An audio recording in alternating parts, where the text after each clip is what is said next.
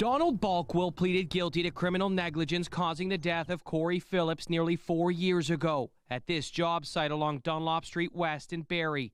Phillips was 52, described as a hard-working, loving family man. He was a good guy, having a family that always came first were his kids. He loved life.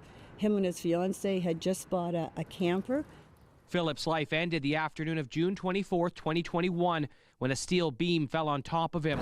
Balkwill accepting responsibility for being unlicensed and unqualified to operate the crane. He overloaded and tipped while carrying a 4,400-pound steel beam. The court heard Phillips may have been hit by that beam while standing atop a concrete wall, knocking him to the ground before another steel beam crashed down and crushed him. Phillips was not wearing a fall prevention harness. Balkwill pleaded guilty to causing Phillips' death after accepting a deal from the Crown for a conditional sentence order of 2 years less a day, with the first year under house arrest followed by an evening curfew, avoiding time behind bars. The court heard through an agreed statement of facts, Balkwill never passed his necessary crane operator's exam and instead produced a license to North Steel he modified to make it appear as if he was licensed to operate that crane.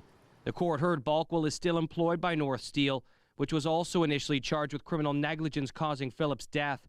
However, last year, the Crown withdrew the charges against the company, while occupational health and safety charges against Balkwill were stayed.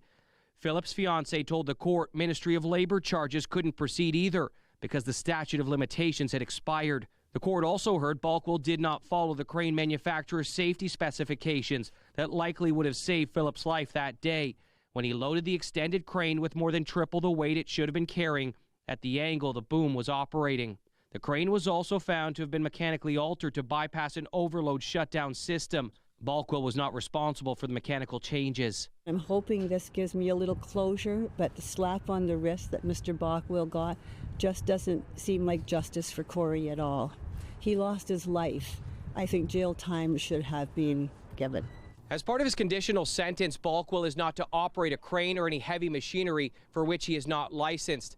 Balkwill and his lawyer both declined comment on the sentence. Mike Arsleedy, CTV News, Barrie.